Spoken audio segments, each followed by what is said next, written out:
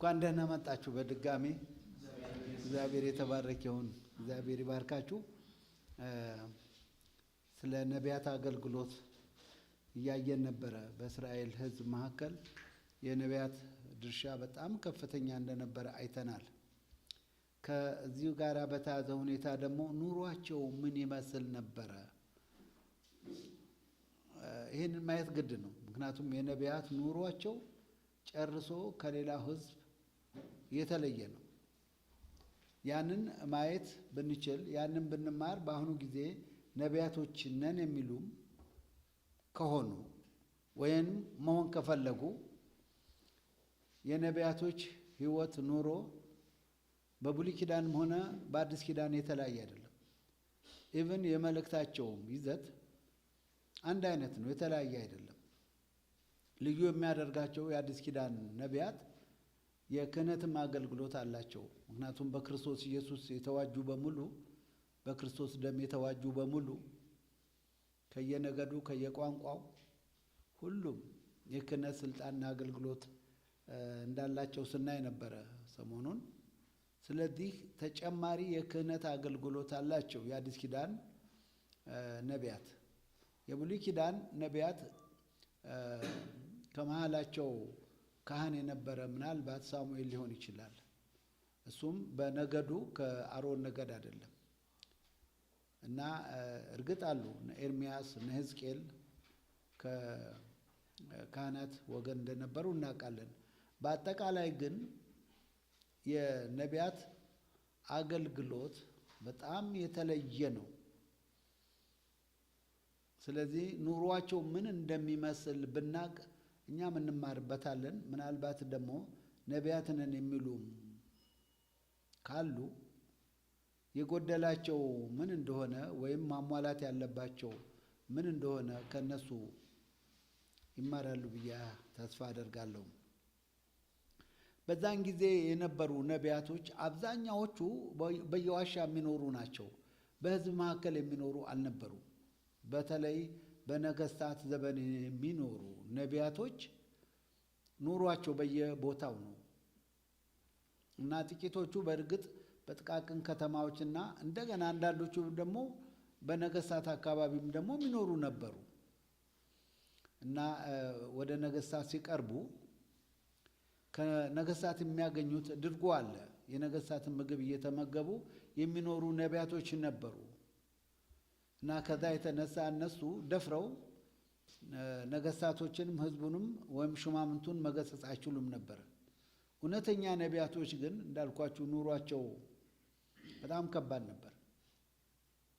በየዋሻ ውስጥ ነበር የሚኖሩት። የራሳቸው ቤት የሌላቸው፣ በበረሃ የሚንከራተቱ፣ በበረሃ የሚኖሩ ናቸው። በተለይ ዕብራውያን ምዕራፍ 11 ላይ ብትመለከቱት ምን አይነት ህይወት ይኖሩ እንደነበረ ወይም ህይወታቸውን እንዴት እንደጨረሱ ታያላችሁ። ነቢያቶች በራሳቸው ጊዜ ልብ እንድትሉ እፈልጋለሁ። የብሉይ ኪዳን ነቢያት እየተነጋገርን ነው። በራሳቸው ህዝብ መካከል በነሱ ጊዜ እውነተኛ ነቢያቶች ተቀባይነት አልነበራቸውም። በአዲስ ኪዳን የነበሩ ነቢያቶች ግን ኢትስ ዘ ኦፖዚት። በቤተ ክርስቲያን አካባቢ ከየትኛውም የአገልግሎት ክፍል ይልቅ ነቢያቶች በአዲስ ኪዳን በጣም ይወደዳሉ። በብሉይ ኪዳን ግን እንደዛ አይደለም። ምክንያቱም ብዙውን ጊዜ አገልግሎታቸው፣ መልእክታቸው ተግሣጽ የተሞላ ስለሆነ በብዙ መንከራተት፣ በብዙ መከራ ይኖሩ ነበረ እና ደግሞ በቅድስና ህይወት ለመኖር ስለሚፈልጉ በህዝብ መካከል እንደፈለጋቸው የሚመላለሱ አልነበሩም። እና ለዚህ ነው ትዝ ይላችሁ እንደሆነ ያቺ ኃጢአተኛ ሴት ጌታ ኢየሱስ ክርስቶስን መታ እግሩን ስታጥብ በፀጉሯ እግሩን ስታብስ አይተው ፈሪሳውያን ይሄ ሰው ነቢይ ቢሆን ኖሮ አያስቀርባትም ነበር አሉ። ምክንያቱም ሴቶች በተለይ ወደ ነቢያቶች መቅረብ አይችሉም በዛን ጊዜ ማለት ነው። በጣም ሆሊ ላይፍ፣ በጣም የተቀደሰ በቅድስና የመኖር ህይወት ይጠበቅባቸው ስለነበረ በህዝብ መካከል የሚመላለሱ አልነበሩም። አንዳንዶቹ እንዳልኳችሁ በነገስታት ዘንድ ተቀባይነት ያላቸው፣ ሞገስ ያላቸው፣ ክብር ያላቸው እዛ አድርጓቸውን ከነገስታት ቤት የሚቀበሉ ነበሩ እና በአሁኑ ጊዜ ስላሉት ነቢያቶች ወደ አዲስ ኪዳን ነቢያት ስንመጣ በደንብ አድርገን እንመለከታለን። ግን አሁን ስቲል ፎከስ አድርጌ መናገር የምፈልገው አሁንም በብሉይ ኪዳን ጊዜ ስለነበሩት ነቢያቶች ናቸው። እንዳልኳችሁ በአጭር ቃል ጌታም ከተናገረው ቃል ተነስተን ብናይ ነቢያቶች በገዛ ዘመናቸው ተቀባይነት አልነበራቸውም። በፍጹም ተወዳጆች አልነበሩም። በገዛ ዘመናቸው በስደት ነው ዘመናቸውን ጊዜያቸውን ሲያሳልፉ የነበሩ። የሚገርማችሁ ደግሞ እነኚህ ነቢያቶች በራሳቸው ዘመን በራሳቸው ጊዜ ሪጀክትድ የተደረጉ በስደትና በመከራ ያሳለፉ፣ ያ ትውልድ ሲያልፍ ሌላው የሚቀጥለው ትውልድ እያደነቀ እያከበረ ምን እናድርግ እያሉ በቃ አባቶቻችን እንደ አባቶቻችን የተሳሳተ ማንም የለም፣ እኛ ብንሆን እንደዚህ አናደርግም ነበረ ብለው እነሱ ራሳቸው በነበሩበት ዘመን የሚነሱትን ነቢያቶች በድንጋይ እየወገሩ ይገላሉ አለ። እነኛ የድሮዎችን ግን አባቶቻችን ናቸው የተሳሳቱት፣ ስለዚህ ምን እናድርግ ብለው መቃብራቸውን ያሳምራሉ አለ። እንደዛ እያለ እየቀጠለ ነበረ የነቢያቶች ሕይወት። በጊዜያቸው ተቀባይነት አልነበራቸውም፣ ግን በሚቀጥለው ትውልድ ሁሉም ተቀባይነት አግኝተዋል።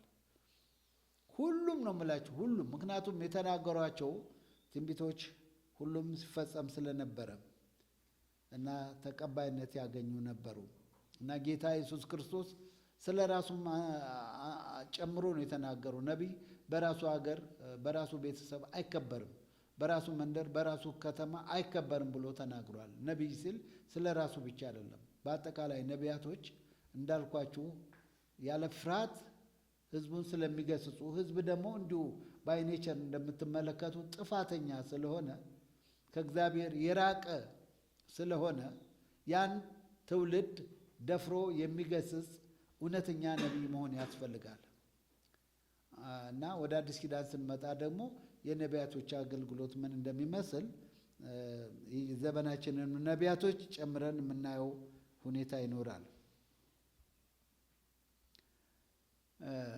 እና ባጭሩ በገዛ ዘመናቸው በነቢያት ዘመን ማለት ነው የነበሩ ሰዎች በእነሱ እቅድ ማለት በእነሱ አገልግሎት የሚደሰቱ አልነበሩም፣ ተቀባይነት አልነበራቸውም ማለት ነው።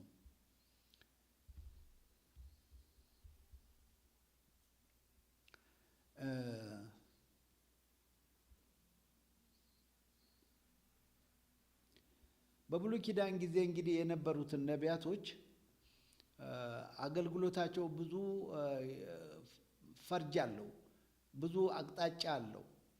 በብዙ አቅጣጫ ነው አገልግሎታቸው። አንድ ወጥ ነው ማለት አንችልም። በእግዚአብሔር የሚያስነሳቸው ወቅትን አይቶ ነው። ህዝቡን መንግስታትን አይቶ ነው። የህዝቡን መሳት አይቶ ነው። የነገስታቶችን መሳት አይቶ ነው የሚያስነሳቸው። ስለዚህ አገልግሎታቸው በጣም የተለያየ ነበረ ማለት እንችላለን። ከዚህ የተነሳ ብዙ ተከታዮች አልነበሯቸውም ነቢያቶች እና ጥቂቶቹ ትምህርት ቤት ከፍተው እንደነበረ እናያለን። እንደ ኤልያስ የመሳሰለ ትምህርት ቤት ነበረው። ሳሙኤልም ትምህርት ቤት ነበረው። በነገራችን ላይ የነቢያት ልጆች የሚባሉት በብሉይ ኪዳን እንደምትመለከቱት ነቢያቶች የወለዷቸው ልጆች ለማለት አይደለም። ደቀ መዛሙርቶቻቸው ወይም የነቢያቶች ተማሪዎች ለማለት ነው። እነኛ የነቢያቶች ተማሪዎች ራሳቸው ልብ እንድትሉ እፈልጋለሁ፣ ራሳቸውም ነቢያቶች ናቸው። ግን ሲኒየር የሆኑ ነቢያቶች አሉ ማለት ነው። እንደነ ሳሙኤል የመሳሰሉ፣ በጊዜው ኤልያስም ራሱ ኤልሳ የኤልያስ ደቀ መዝሙር ተማሪ ነበር እና የተለያዩ ቦታዎች ትምህርት ቤት ከፍተው ነበረ እነኚህ ነቢያቶች። በነገራችን ላይ ሳሙኤል ካህንም ነው፣ እንደገና ደግሞ ነቢይ ነው። እንደገና ህወዘጃጅ ዳኛም ወይም ፈራጅም ነበረ፣ ወይም በመሳፍንት ጊዜ ነበረ ማለት ትችላላችሁ። ባለፈው እንዳየነው በመሳፍንትና በነገሥታት መካከል እንደ ድልድይ ሆኖ ሲያገለግል የነበረ ነበረ ሳሙኤል። ስለዚህ አገልግሎቱ ትንሽ ለየት ያለ ነው እና በዛን ጊዜ የነበሩት ደግሞ ነቢያቶች ማህበርም ነበራቸው።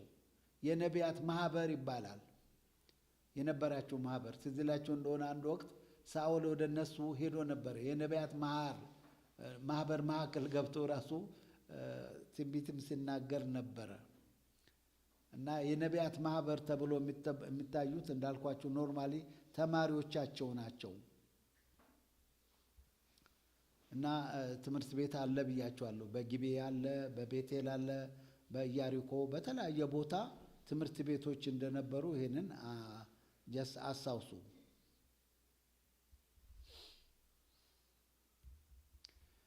በነቢያቶች አገልግሎት ስንመለከት ቅድም እንዳልኳችሁ አንድ ወጥ አይደለም እና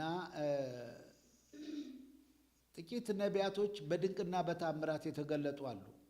ሁሉም ነቢያቶች ድንቅና ታምራት ሲያደርጉ አልነበሩም።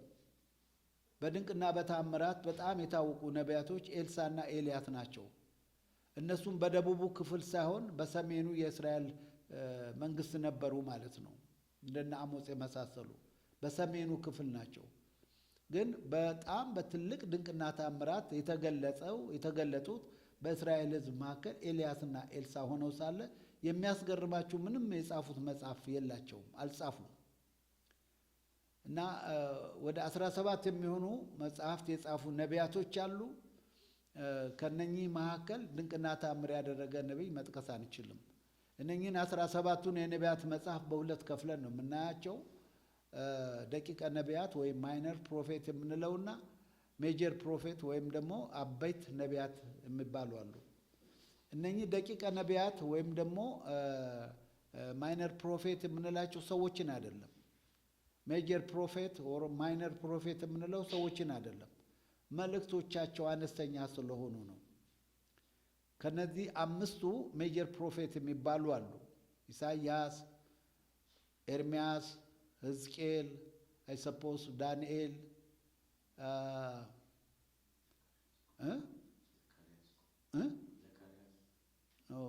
I don't think anyway እነኚህ 5 የሚሆኑት መልእክቶቻቸው በጣም ረዘም ያለ ኮንቴንት ስላለው ሰፋ ያለ መልእክት ብዙ መልእክት ስለነበራቸው በስፋት ስለጻፉ ሜጀር ተባሉ እና ሌሎቹ ወደ 12ቱ የሚሆኑት አነስተኛ ነው መጽሐፍቶቻቸው። አንዳንዱ መጽሐፍቶቻቸው እንደውም እንትንም የለውም ምዕራፍም የለውም። እንደ ይሁዳ መልእክት አንድ ብቻ ወጥ የሆነ ቁጥሮች ያሉት ማለት ነው።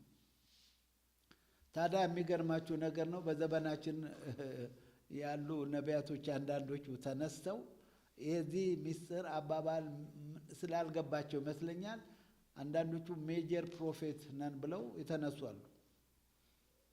እና ሜጀር ፕሮፌት ሰዎች አይደሉም ብያቸዋለሁ። ሜጀር ፕሮፌት መልእክቱ ነው፣ ኮንቴንቱ ነው። እና ሜጀር ፕሮፌት የተባሉት እኔ ሜጀር ፕሮፌት ነን ሲሉ ስለ መልእክታቸው አይደለም፣ እነኚህ የዘመኑ ወጣቶች ማለት ነው። እንኳን ሜጀር ቀርቶ ማይነርም ማይነርም ሊሆኑ አይችሉም። ህይወታቸው እንግዲህ አንድን አገልጋይ የሚያደርገው የህይወቱ ደረጃ ነው። ኳሊቲ ላይፍ የቅድስና ህይወት ነው። እግዚአብሔርን የመፍራት ህይወት ነው። ዲቮሽኑ ነው። ያ ነው እንጂ ድንቅና ተአምር ማድረጉ አይደለም። ነቢይ አያሰኝም። ድንቅና ተአምር ማድረግ ለማንም ምእመን የሚሰጥ የጸጋ ስጦታ ነው። አንደኛ ቆሮንቶስ ምዕራፍ 12 ላይ እንደምታዩት ለአንዳንዶቹ ትንቢት፣ ለአንዳንዶቹ መገለጥ፣ ለአንዳንዱ ልሳን፣ ለአንዳንዱ ተአምር ማድረግ፣ ለአንዳንዱ ፈውስ ማድረግ ይላል። ለቤተ ክርስቲያን አባላት ለሁሉ የሚሰጥ ነው። ነገር ግን ሐዋርያነት፣ ነቢይነት፣ ወንጌል ሰባኪነት እና እረኝነት፣ አስተማሪነት ይሄ ኢትስ ኦፊስ በጌታ የሚሰጥ ሹመት ነው። ሹመት ስላችሁ በምድራዊ እንዳለ አይነት ሹመት አትውሰዱት። እንደዛ ነው ማየት ያለብን። ስለዚህ ሜጀር ፕሮፌት ሲሉ ሌሎች በዘመኑ በጣም ብዙዎች ተነሱ። ሴቶችም ወንዶችም ወጣቱ ሁሉ ፕሮፌት ነው በአሁኑ ጊዜ፣ በቃ ነቢይ ተብለዋል። ስለዚህ እነኚህ ትንሽ ቀደም ብለው 1 ዓመት 2 ዓመት ወይም 1-6 ወር ቀደም ያሉት ከነዚህ ጋራ መሆን የለብኝም አም ጀስት ሜጀር ፕሮፌት ነን። በጣም የሚያሳዝናችሁ ነው። የእግዚአብሔር ቃል ማሰብ ከሚገባ በላይ አልፈን እንዳንሄድ ይከለክለናል። ካስፈለገም ከኛ የሚጠበቀው እግዚአብሔር ድንቅና ተአምር ቢያደርግ እሳት ለምን አናወርድም? we are just nothing። ያንን የሚያደርግ እግዚአብሔር እስከሆነ ድረስ just am nothing። እንደዛ ነው ማየት ያለባቸው እንጂ ራሳቸው ከሌሎች በላይ ለማድረግ ሜጀር ይላሉ እንዴ! በጣም የሚያሳዝን ነገር ነው። ይህም አልበቃ ብላቸው አንዳንዶቹ ደግሞ ሐዋርያትም የሚባሉ አሉ።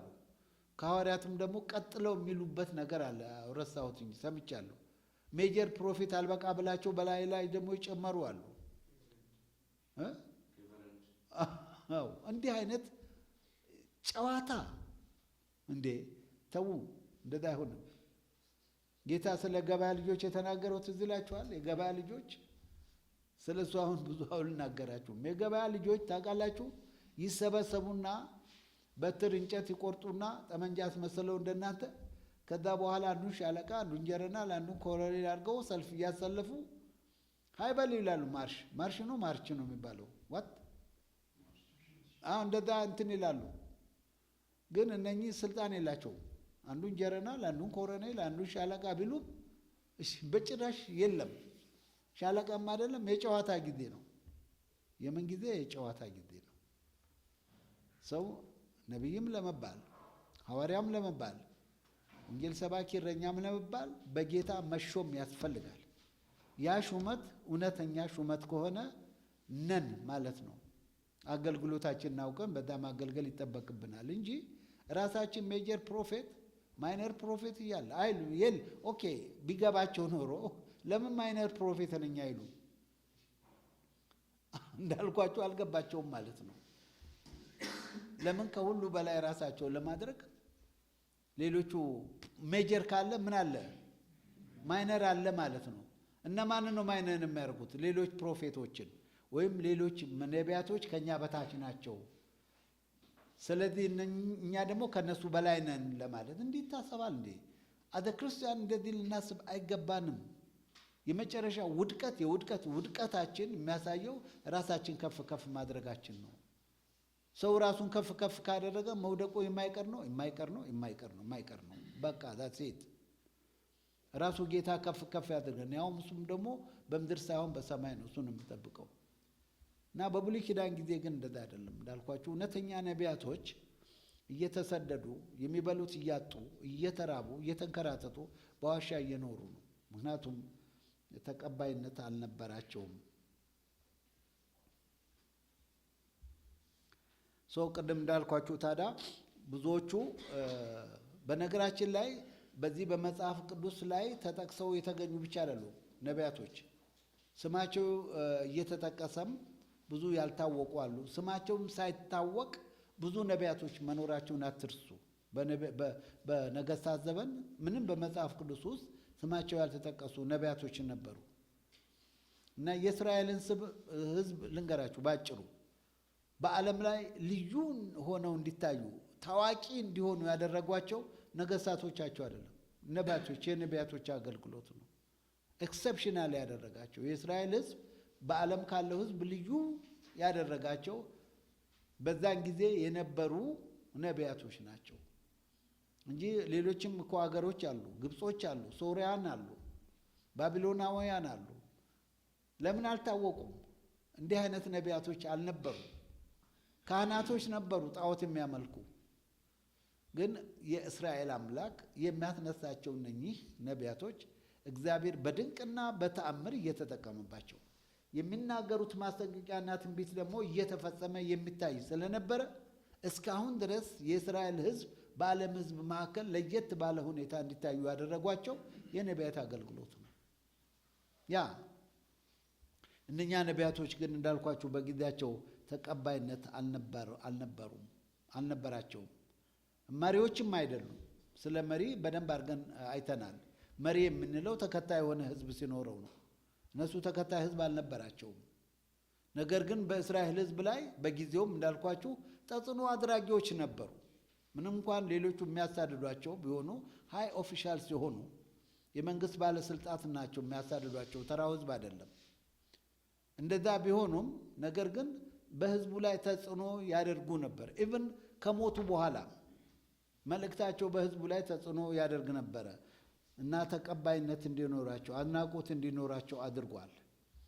የነኚህ የነቢያት አገልግሎት በቀላሉ የሚታይ አይደለም። እንደገና ልንገራቸው፣ የእስራኤልን ህዝብ ልዩ ህዝብ እንደሆን ህዝቡ በተለየ ሁኔታ እንዲታይ ያደረጉት ነቢያቶች ናቸው። የነቢያቶች አገልግሎት ነው እና አሁንም ቢሆን የነቢያቶችን መጽሐፍት በእጃችን ይዘናልና የተናገሩትን መልክና ትንቢት ስንመረምር ኦል ኢን ኦል የተፈጸመ ነው። ወደፊትም የሚፈጸም አለ፣ እየተፈጸመም ያለ አለ። እንዲህ አይነት ነቢያት በየትኛውም ኔሽን ተነስቶ አያውቅም። በየትኛውም ህዝብ፣ በየትኛውም መንግስታት፣ በሌሎች ማለቴ ነው በአሕዛብ መንግስታት እንደዚህ አይነት የለም፣ በመሃላቸው የተነሳ የለም። the only በቃ ኔሽን የእስራኤል ኔሽን ብቻ ናቸው። ምክንያቱም ባለፈውም እንዳየነው ቅድምም እንዳየነው ለነኚህ ለነቢያቶች ራሱ የተሰጠው ስያሜ አገልግሎታቸው ምን ይመስል እንደነበር የሚገልጽ ነው። እውነተኛ እግዚአብሔር መልእክተኞች ነበሩ። ባለ ራእዮች ነበሩ። ጠባቂዎች፣ ጉበኞች ነበሩ ህዝቡን የሚጠብቁ እና እነኚህ ልዩ ሆነው በእስራኤል ህዝብ መካከል ተገልጠው እያለ በጊዜያቸው ባይከበሩም ነገር ግን በዘመኑ ሁሉ በትውልድ ሁሉ ውስጥ ሪጀክትድ የተደረገ ነቢይ የለም። በወቅቱ እጅግ የተወገዘ እጅግ የተወገረ ኤርምያስ ነው። በነገስታት፣ በመኳንቶች፣ በካህናት ሳይቀር። አሁን ግን ኤርምያስ እንዴት የተከበረ ነቢይ እንደሆነ አስቡ። እንደሱ መከራ የተቀበለ እኮ የለም። ጉድጓድ ውስጥ እኮ ተጥሏል ብዙ ጊዜ አይደለ እንዴ? ያ በዛ ጊዜ ማለት ነው። ነገር ግን እውነተኛ ነቢያት አገልግሎታቸው ይቀጥላል። በእነሱ ጊዜ በነበሩበት ጊዜ ብቻ የሚያበቃ የሚደመደም አይደለም። እውነተኛ ነቢያት መልእክታቸው ከእግዚአብሔር ስለሆነ አንዱ ታይትላቸው ወይም ደግሞ መጠሪያቸው መልእክተኛ የሚል ስለሆነ የእግዚአብሔር መልእክት ደግሞ የሚቀጥል ነው፣ የሚኖር ነው፣ የሚከሽፍ አይደለም እና ዘመናትና ትውልድን ሁሉ ተሻግሮ የሚሄድ ነው እግዚአብሔር መልእክት። ስለዚህ ያ መልእክት በነማ እንደመጣ ይታወቃል። ስለዚህ እነኛ ሰዎች የሞቱ ቢሆኑም ዛሬ ድረስ እንዳልኳችሁ ትልቅ ስፍራ አላቸው በክርስቲያኑ ዓለም መካከል፣ ኢቭን በአይሁዶችም መካከል እነኚህ ነቢያቶች እስካሁን ትልቅ ቦታ አላቸው። ታዲያ ቅድም እንደነገርኳችሁ ጌታ ኢየሱስ ክርስቶስ ስለ ነቢያቶች ሲናገር የተናገረው ነገር ምን ብያችሁ ነበረ? እና ህዝቡ እየተነሳ እነኛን ያለፉትን ተወግረው ያለፉትን ነቢያቶች እየጠቀሱ አባቶቻችን ተሳስተው ነበር፣ እኛ ብንኖር ኖሮ እንደዛ አናደርግም እያሉ የነኛን የሞቱትን የድሮዎችን ነቢያት መቃብር እየሰሩ ነገር ግን በእነሱ ዘመን የሚነሱትን ነቢያቶች ደግሞ ይወግሩ ነበር። እነሱ ካለፉ በኋላ እንደገና ሌላው ትውልድ ሲመጣ አሁንም ምን ይላሉ? አባቶቻችን ተሳስተው ነበር፣ እኛ ብንኖር እንደዚህ አናደርግም ብለው ታዲያ እነኚህን ነቢያቶች እስቲ መታሰቢያ እናድርግላቸው፣ እናሳ መቃብራቸውን እንስራላቸው፣ እናስውብላቸው ብለው በእነሱ ዘመን ስቲል ዘ ሴም ቲንግ የሚነሱትን ነቢያቶች ይወግሩ ነበር። እንዲህ እያሉ አሁን ክርስቶስ ሲመጣ ደግሞ ክርስቶስንም እንኳን መቀበል አልተቻላቸውም። የእስራኤል ሕዝብ አልተቻላቸውም። ከነቢያት ሁሉ በላይ ነቢይ የሆነ እግዚአብሔር የላከው የእግዚአብሔር ልጅ አልተቀበሉትም። እስከ ዛሬም ድረስ የእስራኤል ሕዝብ እንደምታውቁ ጌታን አልተቀበሉትም እና ከመካከል በዛም ጊዜ አሁንም ጥቂቶች አሉ አይሁዶች። ግን እንደ አዘ ኔሽን የእስራኤል ሕዝብ እንደ ሕዝብ ጌታ ኢየሱስ ክርስቶስን እውነተኛው መሲህ እሱ ነው፣ እግዚአብሔር የላከው መሲህ እሱ ነው ብለው አልተቀበሉትም ነበር ማለት ነው። እና አንዳንዶቹ በዛን ጊዜ ጌታ በነበረ ጊዜ ነቢዩ እሱ ይሆናል ብለውም ሲያስቡ ሌሎቹ ከለክሉ ነበር። ምክንያቱም በሙሴ እንደተነገረው ነቢዩ የሚባል አለ። the prophet not a prophet the prophet የሚባለው እንደ ሙሴ የሚነሳ ነቢይ ነበረ፣ ወይም ነቢይ ይነሳል ብለው ይጠብቁ ነበረ ከመሲሁ በፊት ማለት ነው። ክርስቶስ ደግሞ መሲሁ ይነሳል ብለው የሚጠብቁ ነበርና ክርክር ነበራቸው በመካከላቸው። ትዝ ይላችሁ እንደሆነ በጌታ ጊዜ አንዳንዶቹ ኖ ነቢዩ እሱ ነው ይላሉ፣ ኖ አንዳንዶቹ ደግሞ ክርስቶስ እሱ ነው እያሉ ይከራከሩ ነበር። እና እነኚህ ሁለት ነቢዩ ዘ ፕሮፌት ነቢይ እና ነቢዩ ይለያያል። ነቢዩ ስንል ዘ ፕሮፌት ማለታችን ነው። እና ክርስቶስ ደግሞ ያው ተስፋ የተደረገለት የእስራኤልን ሕዝብ ነፃ የሚያወጣ መሲህ ነው። ስለዚህ ማወቅ አልተቻላቸው። ስለዚህ እሱንም ገደሉት። ግን እሱ ሞት ሊይዘው የማይችል ሲመጣ መስዋዕት ሊሆን ቤዛ ሊሆን ነውና፣ ነገር ግን እስራኤላኖች ሂውጅ የሆነ ስህተት ተሳሳቱ። በዛን ጊዜ የተሳሳቱ እስራኤላኖች ለልጅ ልጅ ልጅ ልጅ ልጆቻቸው አስተላለፉ። በነ ኤርምያስ ጊዜ በነ ሕዝቅኤል ጊዜ የተሳሳቱ ነቢያቶች የተሳሳቱት በዛው በዘመናቸው ነው። ያሳሳቱትም ደግሞ የራሳቸው በዛን ዘመን የነበረውን ትውልድ ነው። በክርስቶስ በጌታ ጊዜ የነበሩ እንትኖች እስራኤላኖች ግን እንዳልኳችሁ ስህተታቸው እስካሁን ቀጠለ። ደሙ በእኛና በልጆቻችን ላይ ይሁን አለ፣ ሆነ። ተመልከቱ፣ ወደ 2000 ዓመት ድረስ ዘለቀ። ጌታን ሪጀክት እንዳደረጉት በእስራኤል ሕዝብ መካከል እስካሁን ክርስቶስ ስፍራ የለውም። እግዚአብሔር የጠራቸው የመረጣቸው አንዳንዶቹ ደግሞ በእርግጥ ጌታን የተቀበሉ መኖሩ ይታወቃል። ከዛ ውጪ ግን እንደ ሕዝብ እግዚአብሔር እኮ የላከው በመጀመሪያ ለእስራኤል ሕዝብ እኮ ነው። ምክንያቱም ኪዳኑም የተሰጠው ለእስራኤል ሕዝብ ነው እና ክርስቶስም የመጣው ከነሱ ነው፣ ግን አልተቀበሉትም። እና የሚያስገርመኝ እንዳልኳችሁ እነኛ ነቢያቶች በጊዜያቸው የነበረው ሕዝብ ሪጀክት ቢያደርጋቸውም የሚቀጥለው ጄኔሬሽን ይቀበላቸው ነበረ። የጌታ ግን እንደዛ አልሆነም። እና ስለዚህ የነቢያቶች ኑሮ አገልግሎት ባጭሩ ይህን ይመስል ነበረ። በሚቀጥለው ደግሞ የምንመለከተው የካህናት አገልግሎትና ሚና በእስራኤል ሕዝብ መካከል ምን ይመስል እንደነበረ እንመለከታለን። በተረፈ እግዚአብሔር ይባርካችሁ። እዚህ ጋር እንጨርሳለን ዛሬ ማለት ነው።